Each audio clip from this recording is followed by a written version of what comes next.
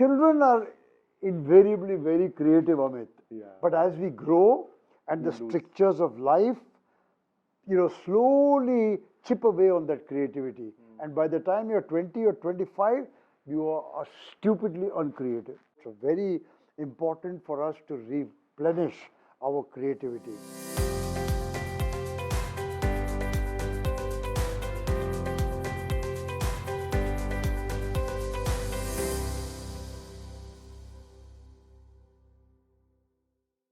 So Sam, let's get on to one of my favorite subjects, which is about staying curious, and not only staying curious, but with a mindset of creating something unique for yourself.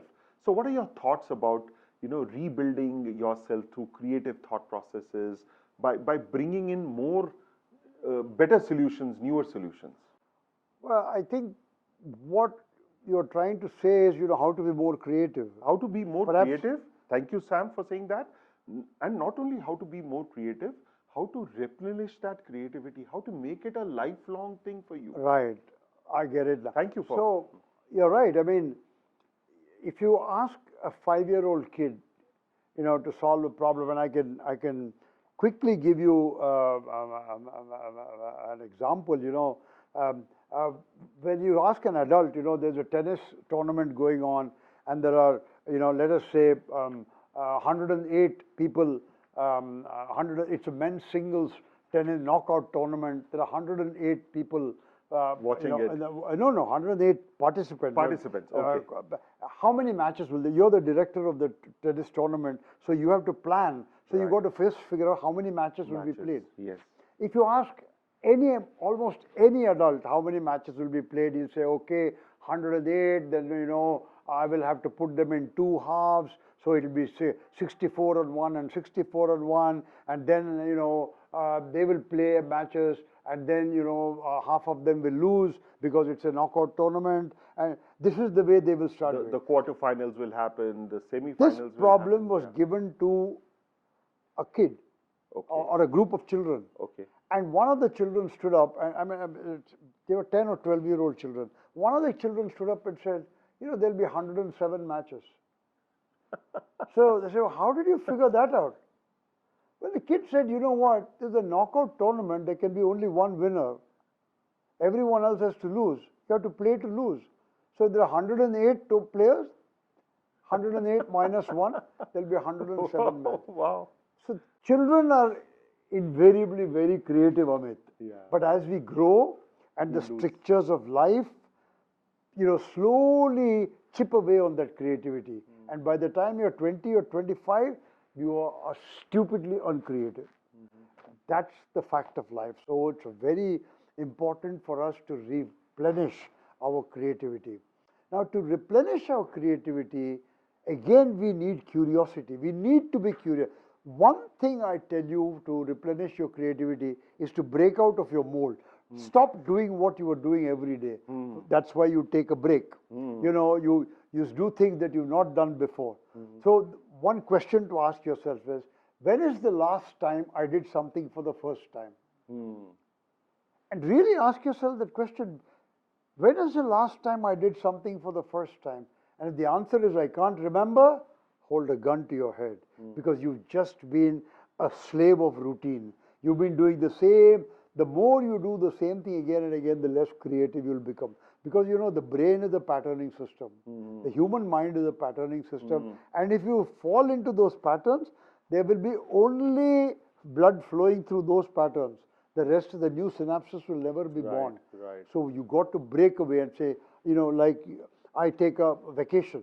I want to go away or try something new. For me, I've never tried cooking. I'm married to a woman who cooks so well. So I never had, and she was willing to cook. I suppose, she loves me enough. So I never had to cook.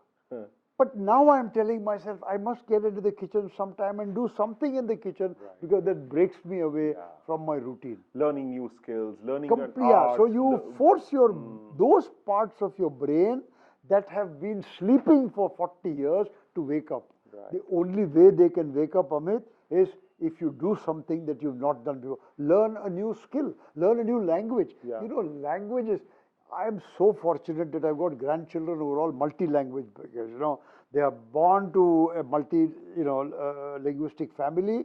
Uh, they they are Indian father, American mother, and their parents send them to a Chinese school. So so they can speak better Chinese than many Chinese can. Right. Because every time you learn the language, a new set of synapses are born. Different parts of your brain, because the structure of each language is different. Right. Learn new language, learn new skills, and then do something that you never thought you could do. That's the way you build creativity. Yeah. The other way is to go and watch, some go to a museum.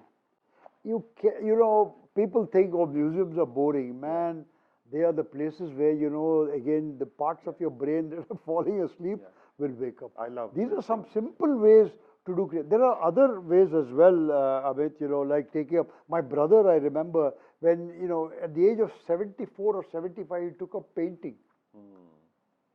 It's amazing what did to, even his health improved. Yeah.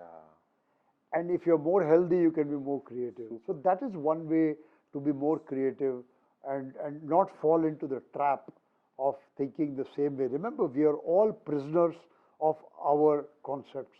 We have to escape from those prisons. John Kennedy said that. Somebody else wrote it for him probably, but he said it all the same. That we are all prisoners of our own concepts, and we must learn to escape from those concepts, and that's very important. Travel to a new place. That's fantastic for creativity. Yeah. Those are the kind of things. Many of us say, why do I need to take a transfer? I don't want to move from this city to the other. Yeah. And especially when they can afford to do that. Yeah.